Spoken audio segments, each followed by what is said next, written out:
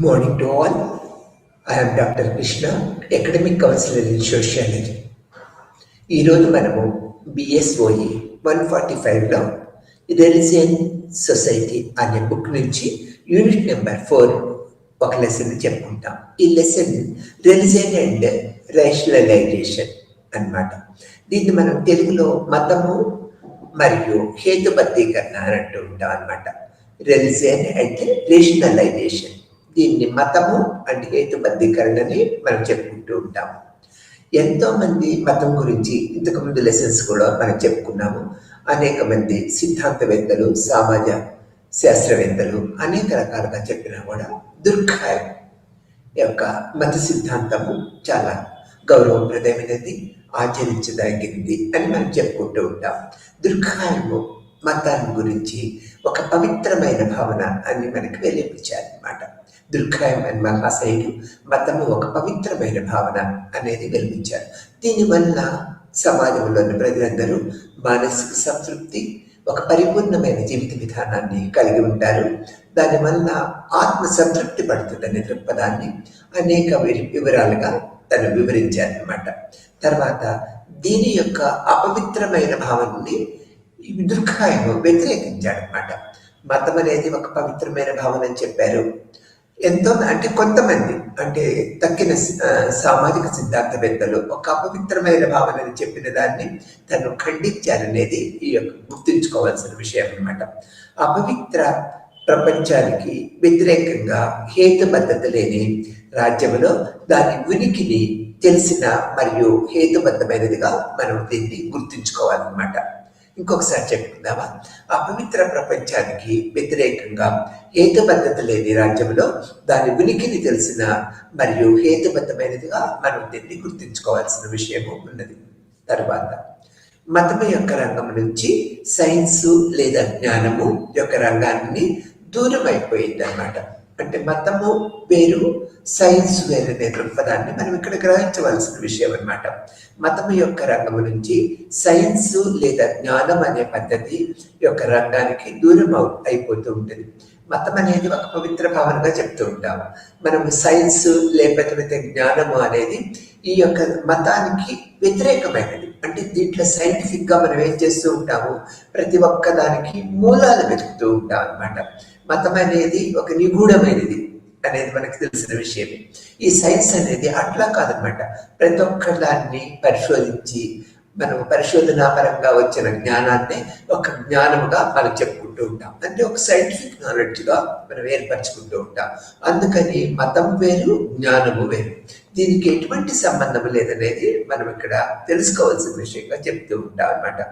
మత విశ్వాసాల యొక్క శక్తి, వారి ఆధ్యాత్మిక మరియు హేతుబద్ధత లేని స్వభావము సంఖ్యగా ఉండటంలో మనం గుర్తించవలసిన విషయం అన్నమాట.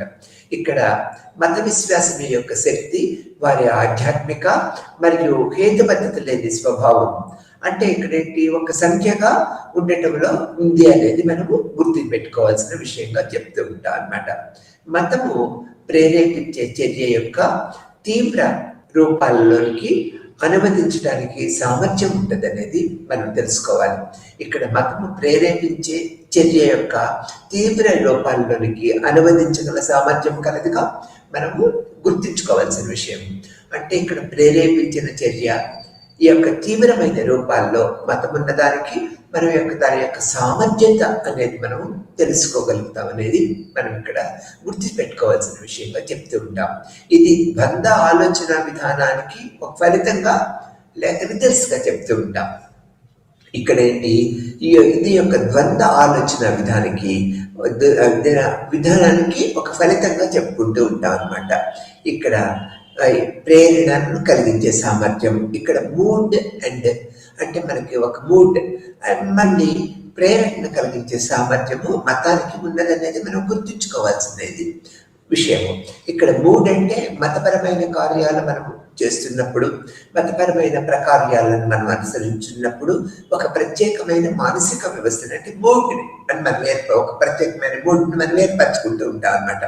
దీనివల్ల ప్రేరణ అనేక రకాల చైతన్యవంతమైన తర్వాత మానసికమైన ప్రేరణలు కలిగించే సామర్థ్యము మతానికి ఉన్నదనేది మనం ఇక్కడ హేతుబద్ధత అండ్ మతం యొక్క వివరణలో మనం తెలుసుకోవాల్సిన విషయం అన్నమాట.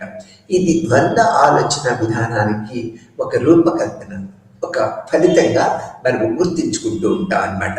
తర్వాత సాధారణముగా రోజువారీ ప్రపంచ వ్యవహారాలకు ఇది వ్యతిరేకంగా ఉంటుంది.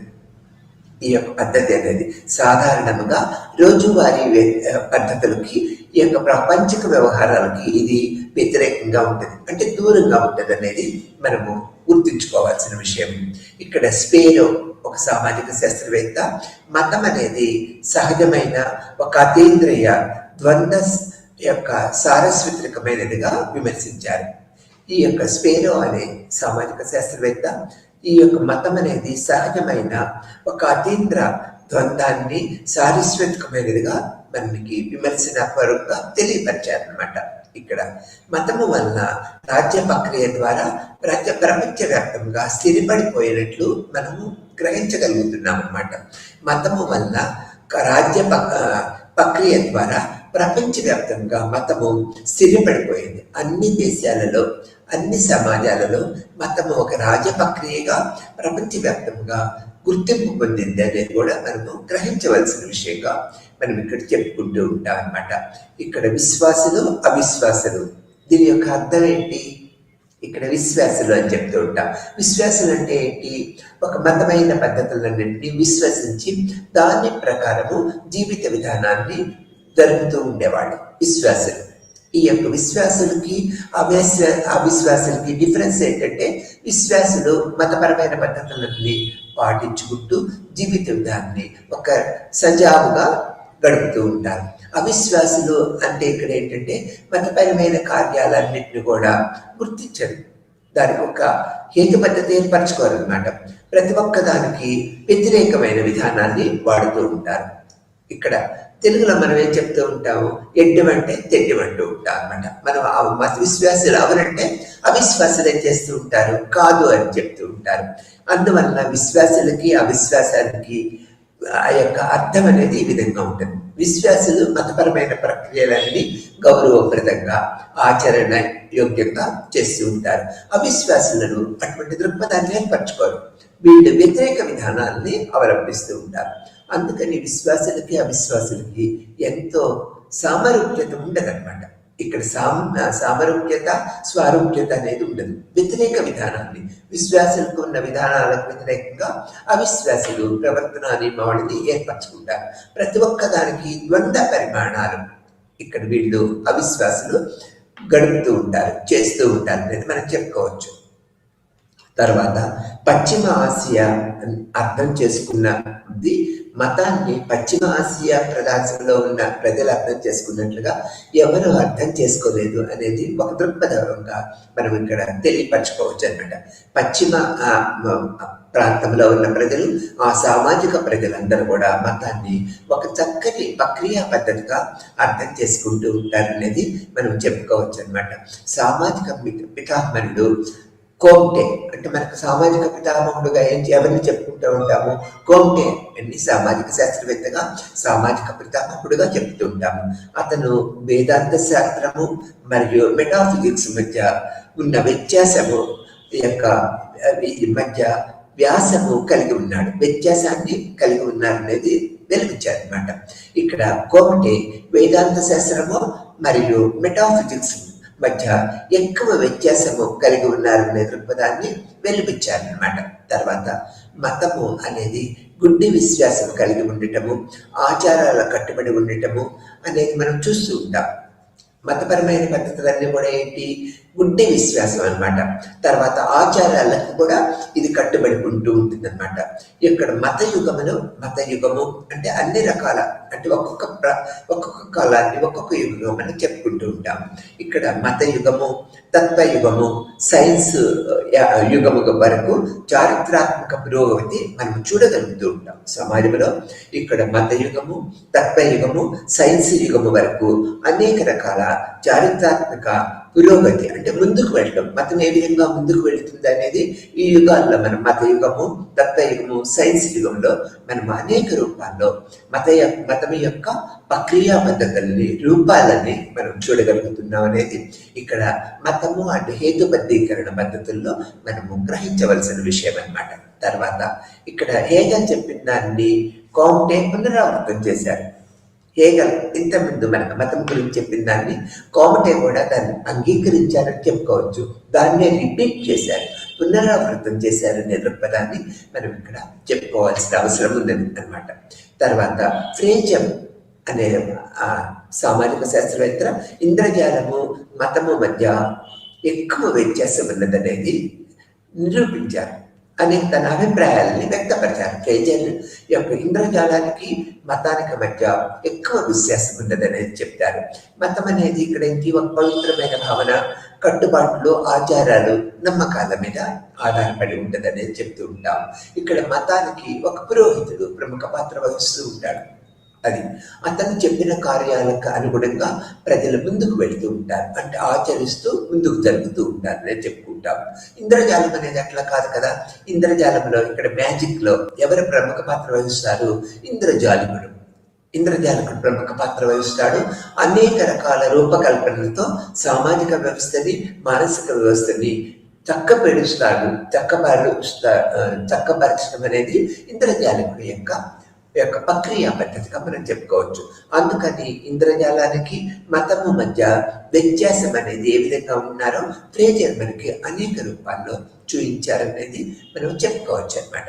తర్వాత థామస్ అక్వినాస్ ఒక సామాజిక శాస్త్రవేత్త మతము మరియు హేతుబద్ధీకరణ మీద తన అభిప్రాయాల్ని ఏ విధంగా వెలిపించారో ఇప్పుడు మనం చూద్దాం అన్నమాట.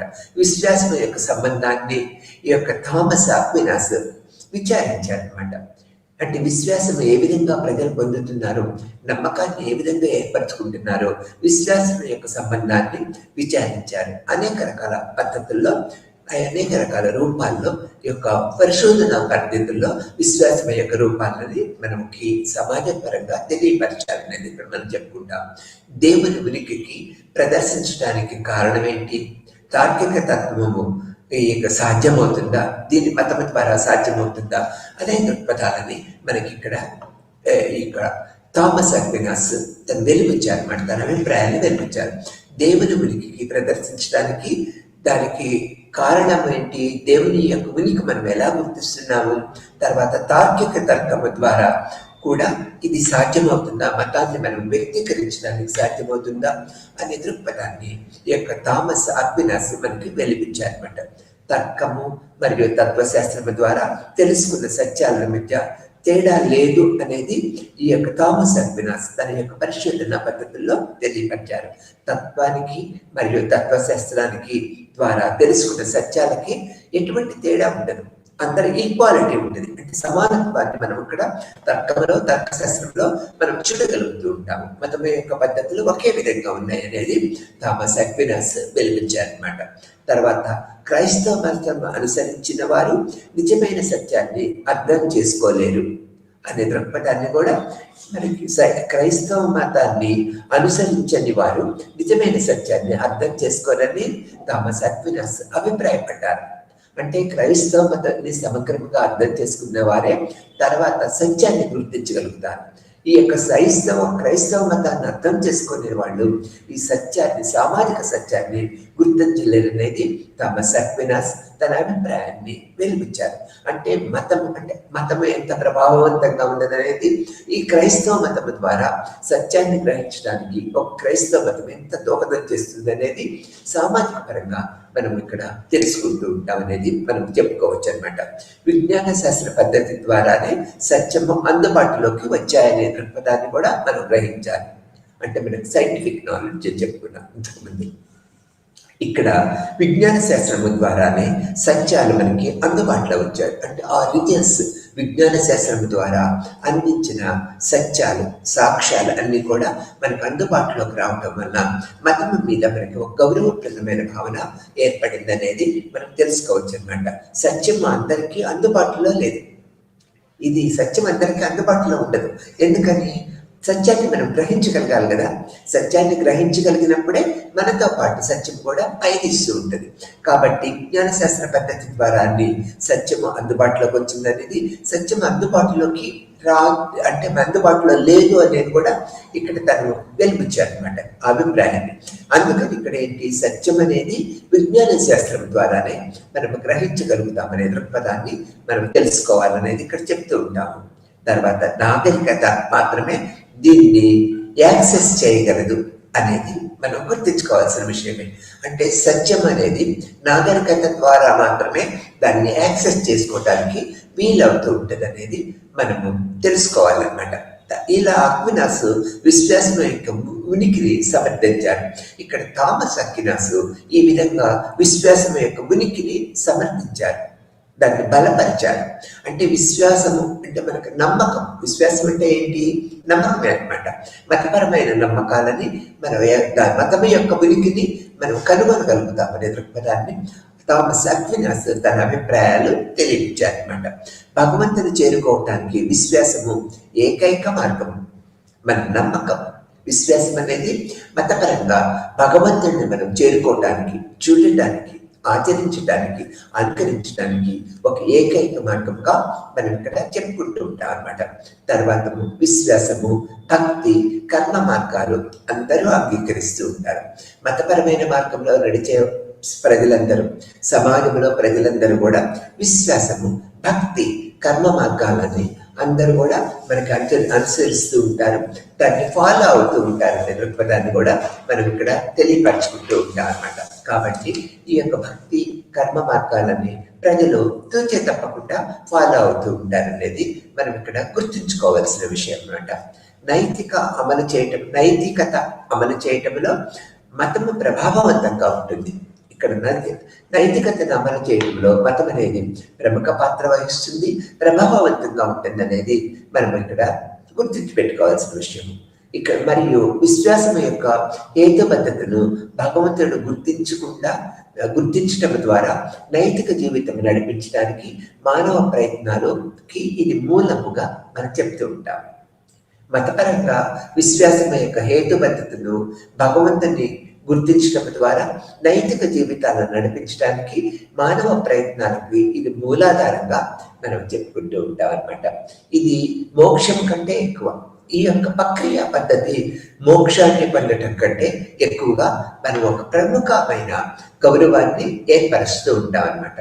అందుకనే ఇదేంటి, మోక్షము కన్నా ఎక్కువ సాధనా సంపత్తి కలదుగా మనం ఇక్కడ చెప్పుకుంటూ ఉంటాం అన్నమాట. తర్వాత నైతిక వ్యవస్థలు మతంపై ఆధారపడి ఉంటాయి. ఈ నైతిక వ్యవస్థలన్నీ కూడా, ఈ సాంప్రదాయమైన నైతిక వ్యవస్థలన్నీ మతము మీద ఆధారపడి ఉంటాయి. ఈ నైతికత, మతం అనేది ఇంటర్లింక్డ్. దీన్ని మనం విడదీసి చూడటానికి వీలు పడదన్నమాట. కాబట్టి నైతికతకి మతానికి ఒక అవినవ భావ సంబంధము, విడదీయరాని సంబంధం ఉండదు అనేది మనం ఇక్కడ చెప్పుకోవచ్చు అనమాట. సామాజిక గుర్తింపు, సామాజిక జీవితానికి కూడా మతము తప్పనిసరిగా అవసరం అనమాట. మతం అనేది సామాజిక గుర్తింపుకి, సామాజిక జీవితానికి ముందుకు నడపడానికి ఒక ఆధారమైనదిగా మతానికి మనం పెద్దపీట వేస్తూ ఉంటాం అన్నమాట. తర్వాత అన్ని మతాలలో ఆదిమ ఆలోచన విధానాలు మూలంగా ఉన్నాయి అనేది మనకి అందరి శాస్త్రజ్ఞులు, మనకి మతపరంగా నిర్వచించిన అందరి శాస్త్రజ్ఞులు మనకు మొదటి నుంచి చెప్తూనే ఉన్నారు. ఏమని? అన్ని మతాలకి ఆదిమ ఆలోచన విధాలు మూల స్తంభాల లాంటివి అనే దృక్పథాన్ని వెలిపిస్తూ ఉంటారు.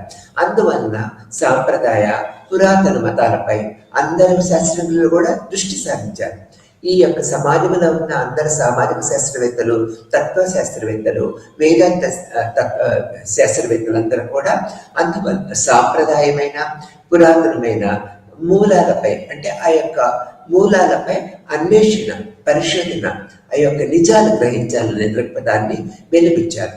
అందువలన సాంప్రదాయ పురాతన పద్ధతులపై మత పరిశోధకులు దృష్టిని సాధించి అనేక రకాల నూతన విషయాలని కనుక్కున్నారనేది సన్నిహిత సంబంధాలు కలిగి ఉండటంలో పరిణామం నుంచి ఫంక్షనలిజం వరకు సైద్ధాంతిక ధోరణుల్లో మార్పులు వచ్చాయి.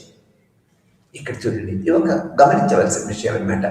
ఇక్కడ ఆదిమ ప్రజలందరూ కూడా పాశ్చాత్యేతర ప్రజలతో అంటే పాశ్చాత్యేతర ప్రజలతో సన్నిహిత సంబంధాలు కలిగి ఉండటంలో పరిణామం నుంచి ఫంక్షనలిజం వరకు సైద్ధాంతిక ధోరణుల్లో అనేక రకాలైన మార్పులు చేర్పులు, జీవిత విధానము, సామాజిక నడవడికల్లో అనేక రకాల మార్పులు సంభవించింది అనేది మనం ఇక్కడ చెప్పుకోవచ్చు అనమాట.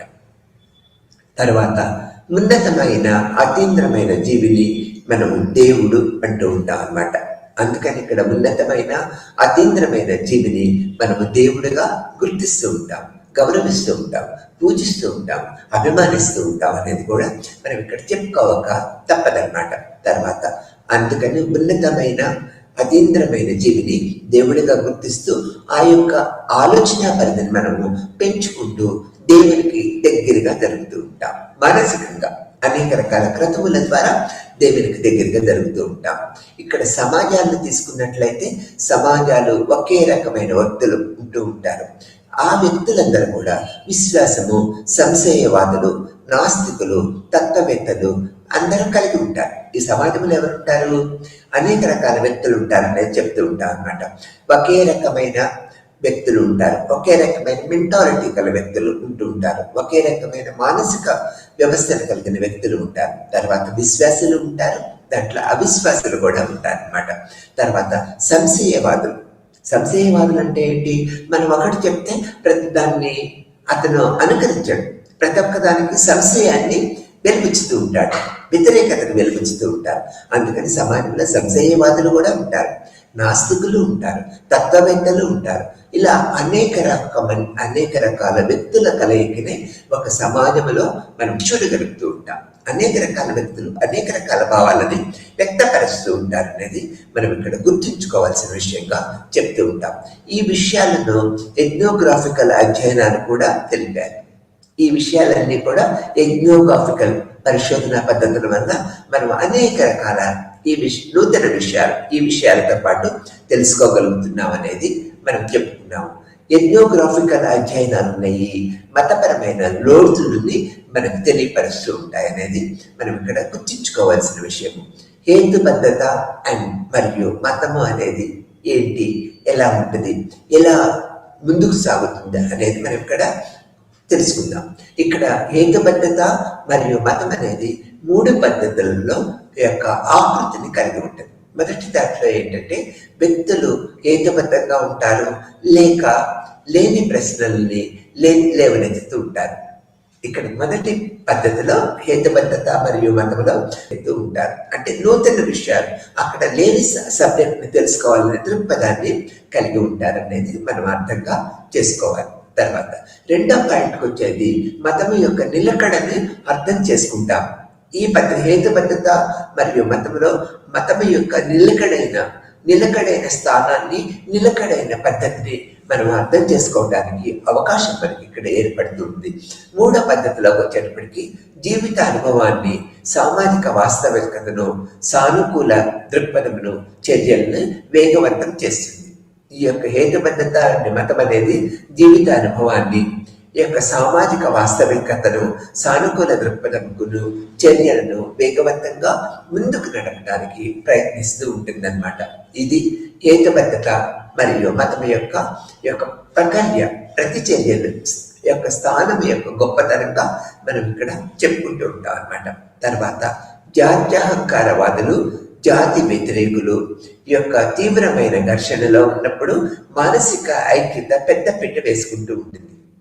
చూడండి, ఇక్కడ అహంకారవాదులు, జాతి వ్యతిరేకులు తీవ్రమైన ఘర్షణలో అంటే మానసిక ఘర్షణలో, తీవ్రమైన ఘర్షణలో ఉన్నప్పుడు మానసిక ఐక్యత పెద్దపీట వేసుకుంటుంది అనేది మనం ఇక్కడ తెలుసుకోవాలన్నమాట.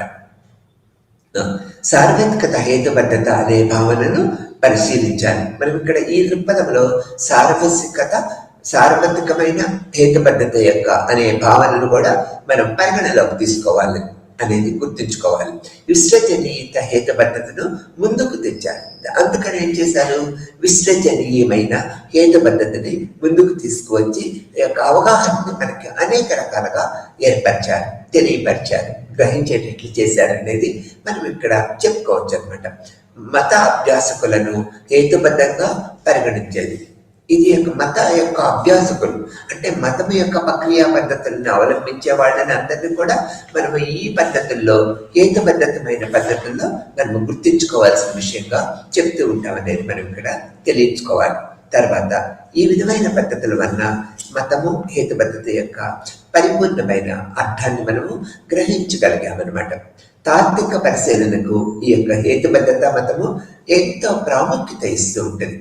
తార్కిక పరిశీలనకు ఇది ఎంతో ప్రాముఖ్యతని మనకు తెలియపరుస్తూ ఉంటుంది. పాశ్చాత్య మతము చాలా వరకు హేతుబద్ధమైనది కాదు. ఇక్కడ చూడండి, పాశ్చాత్యేకర మతము అంటే పాశ్చాత్యులు అవరు, ఈ పాశ్చాత్యేకరులు అంటే ఈ అజ్ఞానులు లేకపోతే ఇతర ప్రాంతాల్లో ఉన్న వారు అందరూ కూడా మతము చాలా వరకు హేతుబద్ధమైనది కాదు అనే అభిప్రాయాన్ని వ్యక్తం చేశారనేది మనము గుర్తించుకోవాల్సిన విషయం అనమాట. ఇక్కడ ఫంక్షనల్ స్కూల్ గుర్తింపు పొందిన పండితులు మతము యొక్క అధ్యయనానికి మార్గదర్శకులుగా ఈ ఫంక్షనల్ స్కూల్లో ఉంటారనమాట. ఈ ఫంక్షనల్ స్కూల్లో ఏంటి, గుర్తింపు పొందిన పండితుడు, తర్వాత మతము యొక్క అధ్యయనానికి మార్గదర్శకులు. ఈ యొక్క పండితులు, ఈ మార్గదర్శకులు అందరూ కూడా ఈ ఫంక్షనల్ స్కూల్లో ఉండి మతపరమైన అధ్యయనాలను మనకి తెలియపరుస్తారు, విశదీకరిస్తారు, అర్థం చేసుకునేటట్లుగా మనకి దోహదం చేస్తూ ఉంటారు అనేది మనం ఇక్కడ చెప్పుకోవచ్చు. తర్వాత పవిత్రత, అపవిత్రత, విభజన పరంగా మతాన్ని విమర్శించడం ద్వారా పరిణామవాదులుగా పేరు పొందుతూ ఉంటారు. అంటే వీళ్ళు పవిత్రత అపవిత్రతని విభజించి విమర్శన చేస్తూ ఉంటారు. దీనివల్ల వీళ్ళని మనం ఎలా అనుకుంటూ ఉంటాము, పరిణామవాదులుగా గుర్తిస్తూ ఉంటాం అనేది చెప్పుకోవచ్చు. ఇక్కడ దుర్గాను, ఇక్కడ పవిత్రమైన శక్తి దాని నాన్ హేతుబద్ధమైన స్వభావం నుంచి వచ్చిందనే దృక్పథాన్ని గెలిపించారు. దుర్గాను ఒక మతపరమైన పద్ధతుల్లో పవిత్రమైన శక్తి దాని నాన్ హేతుబద్ధమైన స్వభావం నుంచి ఏర్పడింది అనే దృక్పథాన్ని వెలిపించారన్నమాట. ఇది గుడ్డి అంగీకారము, విశ్వాసానికి డిమాండ్ చేస్తూ ఉంటుంది. ఇతను దుర్గాన్ చెప్పిన ఈ యొక్క పద్ధతి అనేది ఒక గుడ్డి అంగీకారంగా ఉన్నది, తర్వాత విశ్వాసాన్ని డిమాండ్ చేస్తూ ఉంటుంది అనే దృక్పథాన్ని మనము ఇక్కడ గుర్తించామన్నమాట. తర్వాత మూడవ భిన్న కారణాలు, మూడు భిన్నమైన కారణాలు ఇందులో మనం చూడగలుగుతాం. దుర్గా యొక్క పవిత్రమైన శక్తి నాన్ హేతుబద్ధమైన స్వభావంలో అనేక మూడు కారణాలను మనం చూడగలుగుతాం. ఏంటి ఇది? మొదటిది అర్థం చేసుకోవటము, తర్వాత రెండవది నిరూపించటం. మొదటిదేమో అర్థం చేసుకుంటూ ఉంటాం, ఆ యొక్క మత ప్రక్రియా పద్ధతిని అర్థం చేసుకుంటూ ఉంటాం. తర్వాత మతం యొక్క ప్రక్రియా పద్ధతుల్ని మనం నిరూపిస్తూ ఉంటాం అన్నమాట. మూడో దానికి వచ్చినట్లయితే అభ్యంతరాలను సమాధానం ఇవ్వటం. అంటే ఇక విమర్శకులు అనేక అభ్యంతరాలు చెప్తూ ఉంటారు అనేది మనం ఇందుకు ముందు కూడా చెప్పుకున్నాం. వాళ్ళ యొక్క అభ్యంతరాలకి అనేక రకాల సమాధానాల రూపంలో వీళ్ళు మనకి సమాధానాలు ఇస్తూ ఉంటారు. అంటే క్లియరెన్స్ చేస్తూ ఉంటారు. మన అభ్యంతరాలు ఏదైతే ఉన్నాయో దానికి సజావైన సమాధానాలు ఇచ్చి మనకి దాని యొక్క మీద ఉన్న దురుద్దేశాన్ని క్లియర్ చేస్తూ ఉంటారు అనేది మనం ఇక్కడ తెలుసుకోవాల్సిన విషయం అన్నమాట. అందువలన విశ్వాసం నిరూపించడానికి ప్రశ్నలు లేవనెత్తకూడదు. అందువల్ల ఏం చేయాలి మనము? అందువల్ల విశ్వాసం నిరూపించుకోవటానికి ప్రశ్నలు లేవనెత్తితే ఏంటి, విశ్వాసాన్ని మనం గుర్తించలేము అనే దృక్పథాన్ని మనం ఇక్కడ తెలుసుకోవాలన్నమాట. పవిత్రమైనది నిజమైన శక్తిగా సమాజము మనకి ఈ విషయాలు చెప్తూ ఉంటుంది. పవిత్రమైనది నిజమైనది పరిపూర్ణత గల శక్తిగా సమాజం మనకు అనేక విషయాలు ఈ యొక్క మతము అండ్ ఈ యొక్క హేతుబద్ధీకరణ పద్ధతుల వల్ల చెప్తూ ఉంటుంది అనేది తెలుసుకున్నాము. తర్వాత సమాజము నైతిక సంఘముగా మనుగడ సాగించగలదు.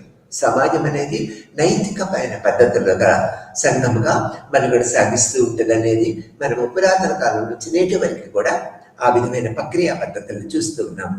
దుర్గాయము ఇంకా ఏం చెప్పారంటే దేవుడు ఉన్నారు, సమాజం చాలా పెద్దది, వాస్తవము అని చెప్పారు. సమాజములో వాస్తవముగా దేవుడున్నాడనే ప్రక్రియ పద్ధతిని దుర్ఖాయము సమర్థించారు. కట్టుబడి ఉన్నారు అనేది మనం చెప్పుకోవాలి. పవిత్రమైన వాటిని అంతర్లీకరణ ద్వారా మనం పంచుకుంటూ ఉంటాం. పవిత్రమైన పద్ధతిలో అనేక రకాల పద్ధతులతో ఈ యొక్క అంతర్లీకరణంగా మనం పంచుకుంటూ ఉంటాం అన్నమాట. టోటం కమ్యూనిటీలోని వ్యక్తులు పవిత్రమైన టోటం నుంచి వచ్చిన వారిని తెలుసుకున్నాం కదా మనము. ఇక్కడ టోటమిజము అనేది మనకు తెలుసు. ఆ టోటల్ కమ్యూనిటీలో వ్యక్తులందరూ ఏంటి, వస్తువుని, జంతువుని ఒక చిహ్నాలుగా దేవుడిగా భావిస్తూ ఉంటారు. ఆ విధమైన పద్ధతుల్ని వాళ్ళు అనుకరిస్తూ గౌరవప్రదంగా ఆరాధభావాన్ని కలిగి ఉంటారు అన్నమాట. టోటం నుంచి వాళ్ళందరూ కూడా ఈ టోటమిజం నుంచి వచ్చిన వారి అనేది, టోటల్ కమ్యూనిటీ నుంచి వచ్చిన వారు అనేది సమాజపరంగా మన వాళ్ళ చిహ్నాలు, పూజా విధానము, ఆరాధనా భావం, వాటి మీద మనము గుర్తిస్తూ ఉంటాం అన్నమాట. ఇందు భావోద్వేగాల బంధాన్ని వీళ్ళందరూ కూడా ఈ టోటమిజంలో ఇక్కడ ఎక్కువగా దాంట్లో ఉన్న టోటమిజం కమ్యూనిటీలోని వ్యక్తులందరూ కూడా భావోద్వేగాల గల బంధాన్ని ఎక్కువ కలిగి ఉంటారు. ఎక్కువ భావోద్వేగాల మీద ఆధారపడి ఈ టోటమిక్ కమ్యూనిటీలోని వ్యక్తులు జీవిత విధానాన్ని కొనసాగిస్తూ ఉంటారు. వీళ్ళలో ఉన్న భావోద్వేగాలు చాలా ఎక్కువగా ఉంటాయి అనేది మనం గుర్తుపెట్టుకోవాల్సిన విషయం, గ్రహించాల్సిన విషయంగా మనం చెప్తూ ఉంటాం. క్యాథలిక్ మాసుల్లో తాము క్రీస్తు యొక్క పవిత్ర రక్తాన్ని మరియు శరీరాన్ని గ్రహించి సమాజంలో, చర్చిలో అంతర్భాగముగా ఏకమవుతామనే దృక్పథాన్ని ఏర్పరచుకుంటూ ఉంటారు. క్యాథలిక్ మతస్థులు లేకపోతే క్యాథలిక్ మాస్లో తాము క్రీస్తు యొక్క శరీరాన్ని, పవిత్ర రక్తాన్ని కలిగి ఉన్నామని, సమాజంలో, చర్చిలో ఒక భాగం అనే దృక్పథాన్ని ఈ యొక్క కేథలిక్ ఈ యొక్క సమూహంలోని ప్రజలందరూ కలిగి ఉంటారనేది మనం ఇక్కడ గ్రహించవలసిన విషయం అన్నమాట. తర్వాత రెడ్ క్రీప్ బ్రౌన్, తర్వాత దుర్ఖాయము అనేక రకాలుగా సాంఘిక సంబంధాలు కొనసాగించడంలో నిషేధాలు, ఆచారాలు, మూలకాల సామర్థ్యాన్ని గుర్తించారు. ఈ దుర్ఖాయము, రెడ్ క్రీప్ బ్రౌన్ సాంఘిక సంబంధాలు కొనసాగించడంలో నిషేధాలు, ఆచారాలు, మూలాల యొక్క సామర్థ్యాన్ని వీళ్ళు వెలికి తీసి గుర్తించి ఒక ప్రత్యేకమైన గౌరవాన్ని, స్థానాన్ని ఏర్పరిచారన్నమాట.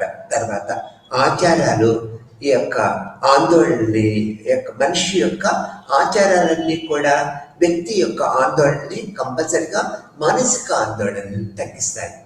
దీనివల్ల మనసి నిశ్చలతను ఏర్పరచుకుంటూ ఉంటాడనేది మనం చెప్పుకోవాల్సిన విషయం అన్నమాట. తర్వాత కుటుంబము, కొత్త సభ్యుల బాధ్యత, అంటే పిల్లలు పుడుతూ ఉంటారు.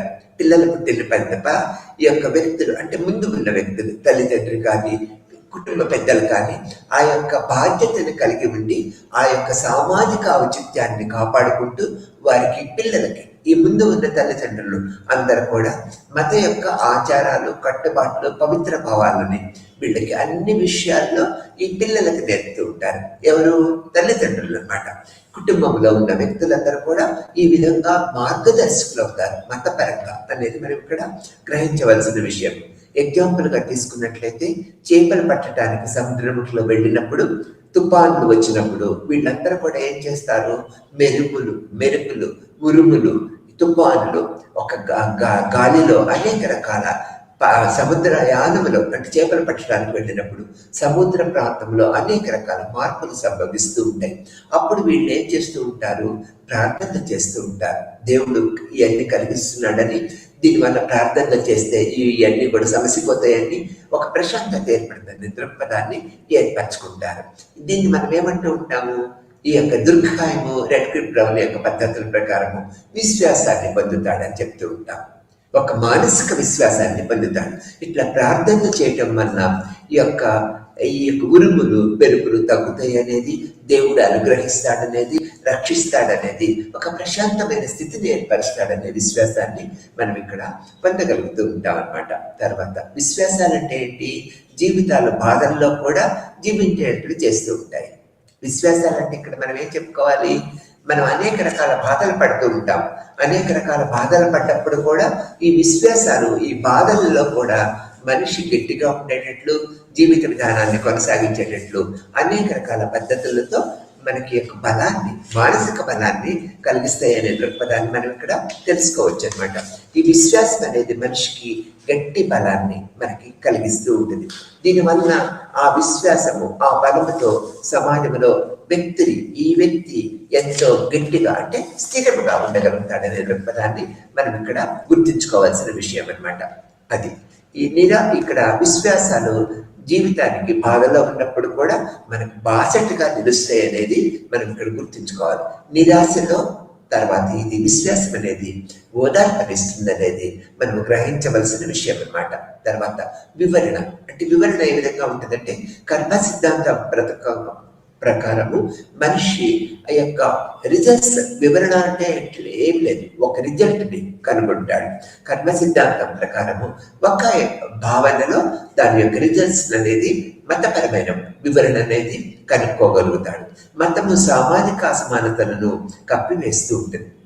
ఈ యొక్క మతము హేతుబద్ధీకరణ అనేది కూడా సామాజిక అసమానతలను కప్పిపుచ్చుతూ ఉంటుంది అనే దృక్పథాన్ని మనం ఇక్కడ తెలుసుకోవాలన్నమాట. తర్వాత ఎగ్జాంపుల్ గా తీసుకున్నట్లయితే, కింద కులాలకి అగ్రవర్ణాల అణచివేత చట్టబద్ధం చేస్తుంది. ఈ యొక్క మతం అనేది సామాజిక అసమానతలను కప్పివేస్తుంది అనేది, అంటే లేకుండా చేస్తుంది అనేది చెప్తున్నారు. ఎగ్జాంపుల్ గా, ఉదాహరణగా మనం తీసుకున్నట్లయితే, క్రింద కులాలలో అంటే సమాజంలో ఉన్న కింద కులాలని అగ్రవర్ణాలు అణచివేత చట్టబద్ధం చేస్తుంది. అగ్రవర్ణాలు వాళ్ళని అణిచివేసినా, వాళ్ళని ఏదైనా శిక్షించినా, దూరంగా పెట్టినా కూడా అది తప్పు కాదు అనే అభిప్రాయాన్ని ఈ మతం మనకి చెప్తూ ఉంటుంది అనమాట. సామాజిక పరంగా ఏంటి, ఇక్కడ అనేక రకాల అగ్రవర్ణాల వాళ్ళు సమాజంలో మధ్య తరగతి, దిగువ తరగతి, ఎస్సీ ఎస్టీ ఈ యొక్క బడుగు వర్గాన్ని అణిచివేస్తూ ఉంటారు. సామాజిక పరంగా అది మనం మతపరంగా ఏం చెప్తూ ఉంటాము, మాది తప్పు లేదు అనే దృక్పథాన్ని వెలిపిస్తూ ఉంటాం. అగ్రవర్ణంలో యొక్క డామినేషన్ ని మతపరంగా మనము అంగీకరిస్తూ ఉంటాం అనేది ఇక్కడ మనం గుర్తుంచుకోవాల్సిన విషయంగా చెప్తూ ఉంటాం అన్నమాట. తర్వాత ఇక్కడ ఈ విధంగా విశ్వాసాలు సరైనవా అనేది కూడా మనం ఒక అభిప్రాయాన్ని వెలుగుచ్చుతూ ఉంటాము. మంత్ర విద్య విశ్వాసాలు వారి విశ్వాసాన్ని సంపూర్ణ హేతుబద్ధ వ్యవస్థగా చేస్తూ ఉంటాయి. విశ్వాసాలు సరైనవా అనేది మనం ప్రశ్నించుకున్నట్లయితే, మంత్ర విద్య ద్వారా విశ్వాసాలు వారి విశ్వాసాన్ని సంపూర్ణమైన హేతుబద్ధ వ్యవస్థగా మనకు చూపిస్తూ ఉంటాయన్నమాట. ఎగ్జాంపుల్, పాము మీద మనం అనుకోకుండా కాలు పెడుతూ ఉంటాం. తర్వాత ఇక్కడ ఈ యొక్క మంత్ర విద్య వల్ల మనకేమీ జరగదు, ఈ యొక్క వ్యక్తికి ఎటువంటి హాని జరుగుతుంది అనే దృక్పథాన్ని మన యొక్క విశ్వాసం మీద ఆధారపడుతూ ఉంటుంది అనేది మనం ఇక్కడ చెప్పుకుంటాము. లిబ్ అనే సామాజిక శాస్త్రవేత్త 1990లో సైన్స్కు ప్రాధాన్యత ఇచ్చి ఒక వాస్తవ దృక్పథాన్ని నిరూపించారనమాట. లింబ్ 1990లో సైన్స్కి అంటే విజ్ఞాన శాస్త్రానికి ఎంతో ప్రాముఖ్యత ఇచ్చి వాస్తవమైన దృక్పథాన్ని మనకి తెలియపరిచారు. దీనివల్ల ఏంటి, వాస్తవికత యొక్క బలం ఏంటి అనేది మనం ఇక్కడ తెలుసుకుంటూ ఉంటాం అన్నమాట ఈ విధమైన పద్ధతుల్లో. తర్వాత ఇక్కడ కూడా ఇది విజ్ఞాన శాస్త్రానికి కూడా వర్తిస్తూ ఉంటుంది అన్నమాట. ఎందుకంటే భౌతిక శాస్త్రం నియమాలన్నీ ఈ యొక్క విజ్ఞాన శాస్త్రాన్ని కూడా ఇంప్లిమెంట్ చేసుకుంటూ ఉంటాం అనే దృక్పథాన్ని మనం ఇక్కడ గ్రహించవలసిన విషయం. ఈ విధంగా బయట నుంచి చేసే పాజిటివిస్ట్ వివరణ విధానాన్ని విస్మరిస్తూ ఉంటాం అన్నమాట మనం ఆ విధమైన పద్ధతుల్లో. ఇక్కడ విక్టర్ అనే సామాజిక శాస్త్రవేత్త ఈ విశ్లేషణ విధానాన్ని సమర్థిస్తూ విశ్లేషణకు వైమానిక వీక్షణ అనే దృక్పథాన్ని కలిగి ఉంటుందనే దృక్పథాన్ని ఇక్కడ మనకు చెప్పారనేది మనం తెలుసుకోవాల్సిన విషయం. ఇక్కడ తర్వాత ప్రపంచంలో ఉండేటువంటి ఏంటి, ఈ యొక్క సామాజిక వ్యవస్థలో ప్రపంచంలో మనం జీవిత విధానాన్ని గడపడం అంటే మతం యొక్క ఆచరణ హేతుబద్ధమైన పద్ధతులు ఏ విధంగా ఉన్నాయి అనేది మనం ఇక్కడ గుర్తుంచుకోవాల్సిన విషయము.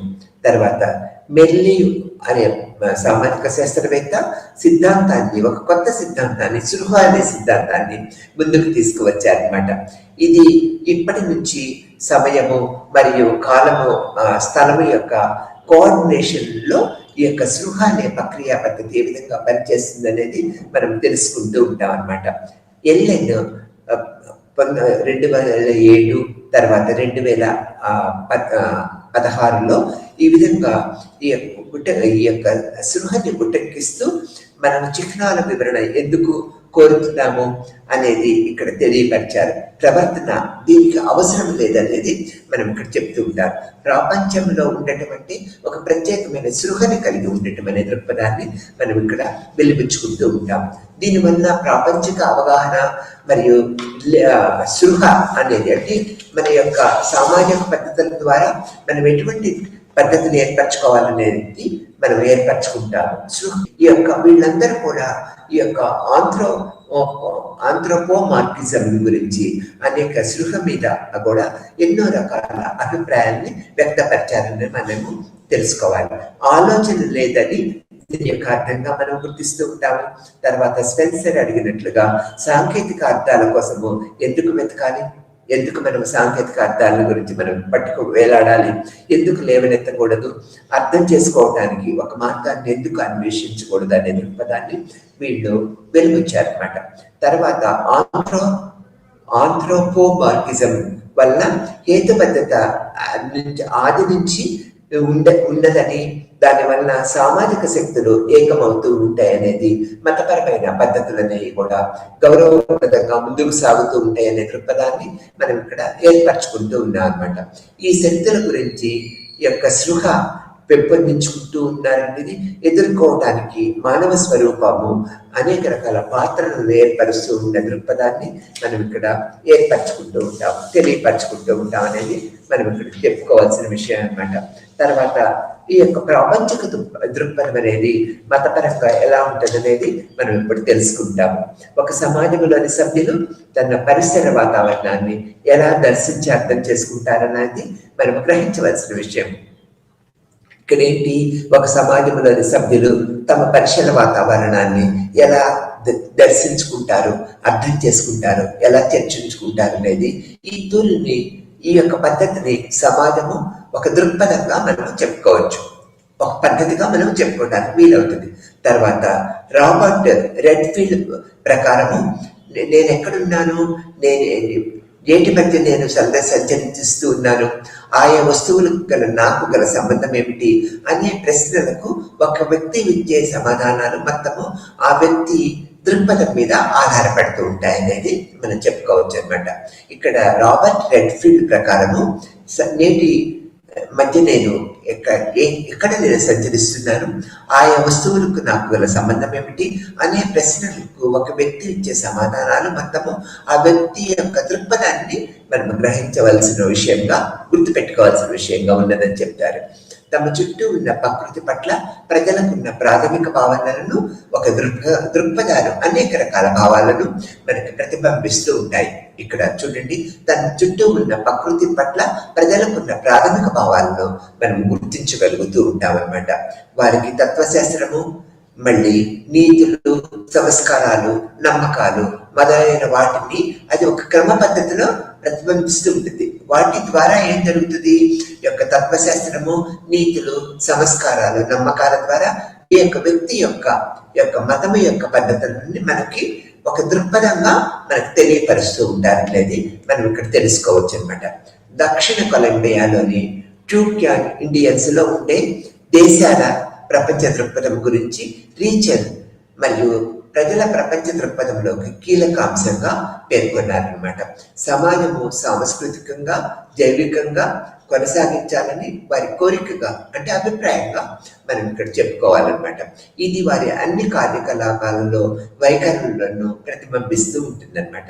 దీన్ని సాధించేందుకు వారు సంబంధాల్లో సభ్యులందరూ పరస్పరత అమలుపరచాలని, తద్వారా పోటీని తగ్గించాలని కోరుకుంటూ ఉంటారు అనేది మనం ఈ దృక్పథంలో తెలుసుకుంటూ ఉంటాం అన్నమాట. వారిలో పురుషులు వేటాడతారు, స్త్రీలు వ్యవసాయం చేసుకుంటూ ఉంటారు అనమాట.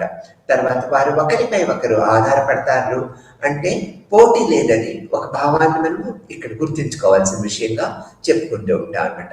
వ్యక్తిగత వాదన లేదని తెలిపేందుకు మతపరమైన ఉత్సవాలలో కొన్ని ప్రదర్శనలు జరుపుతూ ఉంటారు. సమాజంలో వ్యక్తులందరూ కూడా కొన్ని ప్రదర్శనలు, వేడుకల్లో చేస్తూ ఉంటారు. దీనివల్ల పోటీతత్వం లేదు, సమాజంలో ఉన్న ప్రజలందరూ ఒకటే అనే విధానాన్ని మనం గుర్తించగలుగుతామని చెప్తూ ఉంటారు. ఈ ప్రదర్శనలో తమ వ్యతిరేక లైంగిక భావాన్ని ప్రతీకగా చూపుతున్న కాంతి కింద ఒక వ్యక్తి నిలుచుంటూ ఉంటాడనమాట. దానివల్ల అదేవిధంగా పడవలు, పుట్టలు, కుండల తయారీలో ఒక వ్యక్తి ప్రత్యేకమైన నైపుణ్యాన్ని కలిగి ఉన్నప్పటికీ దేశానికి ప్రజలు పోటీతత్వము, లాభార్జన వంటి అంశాలకి అవకాశం ఇవ్వకుండా సజావైన జీవితాన్ని గడుపుతూ ఉంటారనేది మనం ఇక్కడ గుర్తుపెట్టుకోవాల్సిన విషయం. ఆధునిక పారిశ్రామిక సమాజంలో కూడా ఒక దృక్పథం అనే భావన లేకపోలేదు. ఈ దృక్పథం అనే భావన అన్ని సమాజాల్లో, ప్రాచీన ఆధునిక సమాజాల్లో కూడా మనం చూడగలుగుతూ ఉంటాం. కాకపోతే ఇది వివిధ వర్గాలకి వేరువేరుగా ఉండటం వల్ల సంక్లిష్టంగా కనిపిస్తుంది. అన్ని సమాజాల్లో ఈ యొక్క మత దృక్పథం ఉన్నప్పటికీ వివిధ వర్గాల యొక్క ప్రజల ద్వారా ఇది వారి యొక్క జీవిత విధానముల ద్వారా మనకు వేరువేరుగా ఉన్నట్లుగా సంక్లిష్టంగా కనిపిస్తుంది అనేది మనం గుర్తించుకోవాల్సిన విషయం అనమాట. ఇక్కడ లూయి అభివృద్ధి పరిచిన పేదరిక సంస్కృతికము ఇందు ఒక ఉదాహరణగా చెప్పుకోవచ్చు. ఇక్కడ లూయి చెప్పినట్లుగా అభివృద్ధి పరిచిన పేదరిక సాంస్కృతికముగా ఇది మనం చెప్పుకోవటానికి వీలవుతుంది అనేది చెప్పారు. పాశ్చాత్య పారిశ్రామిక దేశాల్లో పేద ప్రజలు ఉన్న ఉమ్మడి సాంస్కృతిక వైఖరులను లూయి అనేక రూపాల్లో మనకు తెలియపరిచారనమాట. అవి సహాయం లేకపోవటము, రాజకీయంగా చురుగ్గా లేకపోవటము, త్వరితగతిన వస్తువులను వాడే తత్వము మొదలైనవిగా మనం చూడగలుగుతూ ఉంటాం. ఈ ప్రక్రియ పద్ధతుల్లో మనం చూడగలుగుతూ ఉంటాం అనేది ఇక్కడ చెప్పుకోవాలి. చాలా మంది మానవ శాస్త్రజ్ఞులు ఆదిమ నాగరికత రెండు విధానాలైన ప్రపంచ దృక్పథాలు ఉన్నట్లు పేర్కొంటూ ఉంటారు. చాలా మంది మానవ శాస్త్రజ్ఞులందరూ కూడా ఆదిమ నాగరికత అనే రెండు విధాలైన ప్రపంచిక దృక్పథాలు కలిగి ఉన్నట్లుగా పేర్కొంటూ ఉంటారు అనమాట. ఇక్కడ ఈ ప్రాపంచిక దృక్పథంలో మతం ఏ విధంగా ఉన్నది అనేది కూడా మనం ఇప్పుడు తెలుసుకుంటాం అనమాట. చిన్న తరహా సమాజాల్లో పరస్పర ముఖ పరిచయాలు సాధ్యమయ్యే సమాజాల్లో ఇది కనిపిస్తూ ఉంటుంది అనమాట.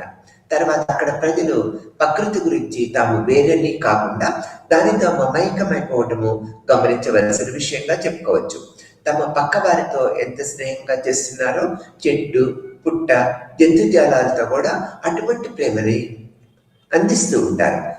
తర్వాత వారు ఈ యొక్క చెట్టు, పుట్ట, జంతుజాలంతో కూడా ప్రేమను పొందుతూ ఉంటారు అనేది మనం ఇక్కడ చెప్పుకోవాలన్నమాట. ప్రకృతిలో భాగంగా జీవిత విధానాన్ని, జీవిత దృక్పథాన్ని నడుపుతూ ఉంటారన్నమాట. ప్రకృతికి వారు వ్యతిరేకించే, అధిగమించే ప్రయత్నము చేయరు. ప్రకృతితో పాటు కలిసిపోయినట్లు, మమైకమైపోయినట్లు మనం చూడగలుగుతూ ఉంటాం అన్నమాట. ఆస్ట్రేలియన్ ఆదివాసుల చుట్టూ నివసిస్తున్న నేలను, ఆ జంతువులను తమలో ఒక భాగంగా ఈ ఆదివాసులందరూ కూడా తమతో నివసిస్తున్న చెట్లు, నేల, జంతువులన్నీ తమతో అంటే తన కుటుంబంలో, తన సమాజంలో ఇవి ఒక పార్ట్ అంటే ఒక భాగంగా వాళ్ళు భావిస్తూ ఉంటారు. అటువంటి మానసిక దృక్పథాన్ని వాళ్ళు ఏర్పరచుకుంటారు. తన సమాజంలో ఉన్న ప్రతి ఒక్క వస్తువు తనదని, తనతో కలిసిగా ఉంటున్నారే భావాన్ని ఏర్పరచుకుంటూ ఉంటారు అనేది మనం ఇక్కడ చెప్పుకోవాలి. ఇద్దరు ఆస్ట్రేలియన్ ఆదిమదాసుల గురించి యొక్క 1878లో వార్విన్ డిక్స్ ఈ విధంగా తెలియపరిచారు. ఇక్కడ ఎలా అంటే తద్వారా వారి ప్రపంచ దృక్పథాన్ని అనేక రూపాల్లో వివరించారు. ఒక పార్కింగ్ స్థలం పక్క ఉన్న బాగా అలంకరించిన కొన్ని సున్నపరాయితో చేసిన భారీ విగ్రహాలు ఇద్దరు పశ్చిమ ఆసియా ఆదివాసులు చూస్తూ ఉంటారన్నమాట. వారు దాన్ని చాలా పవిత్రమైన వస్తువుగా భావించారు. ఎందుకని మనం ఇంతకు ముందు చెప్పుకున్నాం కదా, ఆదిమవాసులందరూ కూడా సమాజంలో ఉన్న వస్తువులు, జంతువులన్నింటినీ కూడా ఒక ప్రత్యేకమైన ఆధారంగా భావంలో చూస్తూ ఉంటారు. ఇక్కడ కూడా ఏం జరిగింది, అక్కడున్న వస్తువులు కూడా ఒక ఆరాధన భావంలో చూడటంలో వాడు గడుపుతూ ఉంటారు. పౌరాణిక ప్రాధాన్యత ఉన్న వస్తువులుగా ఊహించుకుంటూ ఉంటారు సమాజంలో ఉన్న వస్తువులని. తర్వాత దాంతో దాన్ని తమ వద్ద ఉంచి పరీక్షించాలన్న ఉద్దేశంతో దాన్ని కొనేందుకు వీళ్ళు ఉత్సుకత చూపుతూ ఉంటారన్నమాట. ఇక్కడ ప్రకృతిలో కాస్త విభిన్నంగా ఉన్న వస్తువులన్నీ పౌరాణిక ప్రాధాన్యత కలిగి ఉంటాయని వాటిని పరిరక్షించడము తమ నైతిక బాధ్యత అని భావించి ఆదిమవాసుల దృక్పథంలో అది సాధారణంగా జరుగుతూ ఉంటుంది.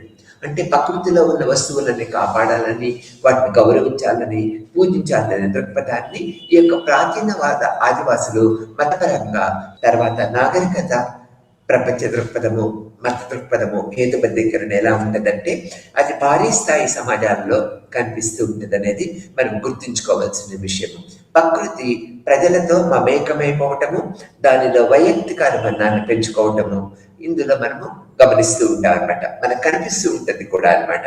ప్రకృతి కన్నా తాను వేరు అనే దృక్పథాన్ని కూడా మీరు ఏర్పరచుకుంటూ ఉంటారు. ఒక్కోసారి తాను అధికుడిని అనే భావన మనిషిలో కలుగజేసే అంతటా సాంకేతికత ఈ సమాజాల్లో అభివృద్ధి చెందుతుంది. అంటే ప్రకృతిలో కనిపించే వస్తువుల కన్నా తను చాలా గొప్పవాడనే భావన ఆ సమాజంలో ఉన్న ప్రజలకి ఒక్కొక్కసారి అనుకోని పరిస్థితుల్లో ఏర్పడుతుందనే దృక్పథాన్ని ఇక్కడ గ్రహించవలసిన విషయం. తర్వాత చాలా ఉందన్నమాట. అక్కడ ఈ రెండింటిలో ఒకటి తక్కువ మరి ఒక ఎక్కువ అనే భావన ఏది కనిపించదు అనేది మనం చెప్పుకుంటూ ఉంటాం. అంటే ఆదిమ సమాజాలను మనం పరిశీలించినట్లయితే మనము అనేక రకాల పరిశోధనా పద్ధతులను తీసుకున్నట్లయితే సమాజంలో ఉన్న వస్తువులన్నీ అంటే వారి సమాజంలో ఉన్న వ్యక్తుల వస్తువులన్నీ తమదిగా తమలో ఒక పార్ట్గా భావిస్తూ ఉంటారని చెప్పుకుంటూ ఉంటాం. అందులో ఒకటి ఎక్కువ ఒకటి తక్కువ అనే దృక్పథాన్ని వీళ్ళు ఎప్పుడు కూడా కనుక్కోరు అనమాట. అన్నిటికి కూడా సమానమైన విలువని వీళ్ళు ఏర్పరుస్తూ ఉంటారు, కలిగిస్తూ ఉంటారు అనే దృక్పథాన్ని మనం ఇక్కడ ఏర్పరచుకుంటూ ఉంటాం. ఈ యొక్క మతము హేతుబద్ధత అనేది ఈ విధంగా ఒక ప్రముఖ పాత్ర వహించి వ్యక్తుల యొక్క జీవితాన్ని ఇది ప్రభావవంతం చేసి ముందుకు నడపడానికి ఎంతో దోహదకారిగా ఉంటుందనే దృక్పథాన్ని మనం ఇక్కడ తెలుసుకుంటూ ఉంటాం. అనేక మార్గాలలో అనేక రకాల రూపాల్లో ఈ యొక్క పద్ధతుల ద్వారా ఈ యొక్క మతము అండ్ హేతుబద్ధత అనేది ఒక ప్రముఖ పాత్ర వహిస్తుంది అనేది మనం గుర్తుంచుకోవాల్సిన విషయంగా ఇక్కడ చెప్తూ ఉంటాం. ఇక్కడ మతము హేతుబద్ధీకరణ అనేది ఏంటి? మతము ఒక పవిత్రమైన భావన. అది ఒక భావన ఏర్పడటం వల్ల సమాజంలో వ్యక్తులందరూ మత పద్ధతుల్లో హేతుబద్ధీకరణ విధానంలో ఒక గాడి తప్పకుండా ముందుకు సాగుతూ ఉంటారనే దృక్పథాన్ని ఇక్కడ వెలువచ్చుతూ ఉంటారనమాట. ఇక్కడ మనం అన్ని అంటే ఇప్పుడు మనకి తాత్విక చింతన, వేదాంత తత్వవేత్తలు యొక్క సామాజికంలో ఉన్న రకాల పరిశోధన శాస్త్రజ్ఞులందరూ కూడా మతముని హేతుబద్ధీకరణని విడదీయడానిదిగా మనం చూపిస్తూ ఉంటారు. ఇది ఆదిమ వ్యవస్థను తీసుకున్నట్లయితే ఏం చెప్తూ ఉంటాము? విశ్వాసం అని చెప్తూ ఉంటాము. విశ్వాసం మీద ఆధారపడి ఆదిమ వ్యవస్థలో అక్కడున్న ప్రజలందరూ కూడా ఈ యొక్క గురువులు, మెరుపులు, నక్షత్రాలు, భూమి, సూర్య చంద్రులు ఇవన్నీ కూడా ఒక సాంకేతిక భావాన్ని ఏర్పరచుకుంటూ ఉంటారు. ఈ యొక్క సాంకేతిక భావన వల్ల ఏముంది? ఈ ఉరుములు, మెరుపులు, ఈ యొక్క పిడుగులు, తర్వాత సూర్యచంద్రులు, భూమి, చెట్లు గుర్తించి వాటిని గౌరవిస్తారు. వాటి గౌరవాన్ని పెంపొందిస్తూ ఉంటారు. సామాజిక పరంగా వాటి మీద ఒక ఆరాధనా భావాన్ని ఏర్పరచుకుంటారు. దీనివల్ల హేతుబద్ధీకరణ ఏ విధంగా పనిచేస్తుందనే దృక్పథాన్ని మనం ఇక్కడ గుర్తించుకుంటూ ఉంటాం, చూస్తూ ఉంటాం అన్నమాట. ఇక్కడ మతము అనేది ఒక విశ్వాసము, నమ్మకము, ప్రేరణ అంటే ప్రమాణబద్ధమైన జీవిత విధానాన్ని కలిగిస్తూ ఉంటుంది. అందరికీ అంటే అన్ని సమాజాల్లో పాశ్చాత్యకులలో కూడా కలిగిస్తూ ఉంటుంది. పాశ్చాత్యకరులు అందరూ ఏం చేస్తున్నారు? మనం మతానికి ఇంత గౌరవిస్తున్నాం కదా, ఆ గౌరవము అన్నీ కూడా అంటే మనం ఈ విధమైన గౌరవాన్ని కంటిన్యూస్గా ఇవ్వచ్చా అంటే సైంటిఫిక్ నాలెడ్జి ఏర్పరచుకున్నప్పుడు తాత్విక చింతనా పరులు, వేదాంత శాస్త్రవేత్తలు ఈ యొక్క సైంటిఫిక్ నాలెడ్జిని అనుకరిస్తూ సామాజిక పరంగా విశ్వాసాలు, అన్వయాలు, ఈ నామ్స్ అండ్ మోరల్స్ ని అనుకరిస్తూ సామాజిక గౌరవాన్ని వ్యక్తులు ఏ విధంగా పొందుతున్నారు అనే దృక్పథాన్ని మనం తెలుసుకుంటూ ఉంటాం అనమాట. మతం అనేది ఒక పవిత్ర భావనగా మనం గుర్తిస్తూ ఉంటాము. పవిత్రతకు అపవిత్రతకి ఉన్న డిఫరెన్సెస్ కూడా మనం గుర్తిస్తూ ఉంటాం. గుర్తించిన తర్వాత మనం ఏం చేస్తాము? పవిత్ర భావం కల మతానికి పెద్ద పీట వేస్తూ ఉంటాం. హేతుబద్ధంగా ఆలోచన విధానాన్ని అభివృద్ధి చేసుకుంటూ ఉంటాము. హేతుబద్ధమైన ఆలోచన విధానం వల్ల మతంలో ఉన్న సారాంశాన్ని గుర్తిస్తాము. దాని యొక్క ప్రాముఖ్యతను కూడా మనం గుర్తిస్తాం అన్నమాట. అట్లా గుర్తించడం వలన మనము ప్రత్యేకమైన విశ్వాసాన్ని ఏర్పరచుకొని సామాజిక అవగాహన ఏర్పరచుకొని ముందుకు వెళ్ళడానికి మనం నిరంతరము ప్రయాణిస్తూ ఉంటాం అన్నమాట. తర్వాత ఇక్కడ ఇంద్రజాలము ఎలా ఉన్నాయి అనేది కూడా మనం చూస్తూ ఉంటాం. మనము ఒక హిందూ మతాన్ని తీసుకున్నట్లయితే హిందూ మతం పూజారి, క్రతువులు, అనేక రకాల క్రతువులు మనం చెప్తూ ఉంటాం అనమాట. మతము హేతుబద్ధీకరణలో వీళ్ళ పాత్ర ఏ విధంగా ఉంటుంది, ఈ యొక్క ప్రక్రియా పద్ధతులు ఏ విధంగా ఉంటాయి అనేది మనం గుర్తించినట్లయితే మతము హేతుబద్ధీకరణ వల్ల కలిగే సామాజిక అవగాహన, వివేకవంతమైన మార్గాలను కూడా మనము చూడగలుగుతూ ఉంటాం అనేది చెప్తూ ఉంటాం. ఇక్కడ మతము గుడ్డిగా విశ్వాసము కలిగి ఉండటము అనేదే కాకుండా ఆచారాలకు కట్టుబడి ఉండటం అనేది ఒక పెద్ద గుర్తింపుగా మనం చెప్తూ ఉంటాం. సామాజిక పరంగా గుడ్డిగా విశ్వాసం కలిగి ఉండటం అనేది ఎప్పుడూ జరగదన్నమాట. ప్రజలు నిరంతరము చైతన్యవంతులుగా అవుతూ ఉంటారు కదా.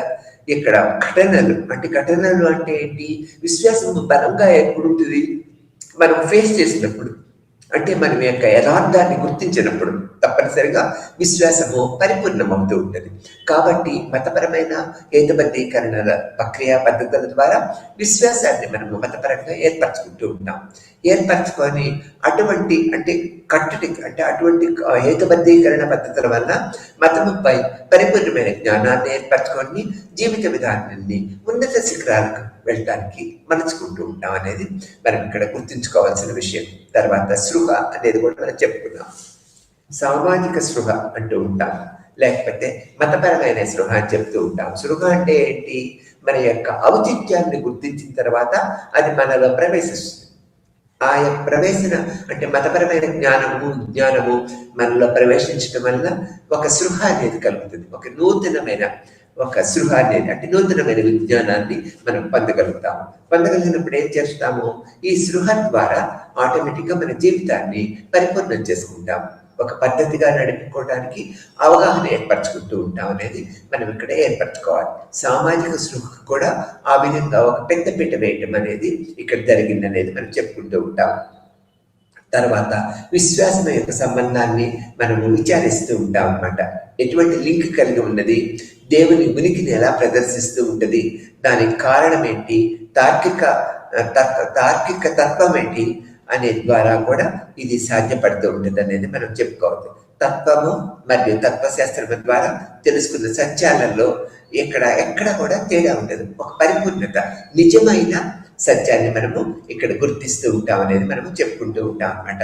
తర్వాత నాగరికత పెరుగుతూ ఉంటుంది.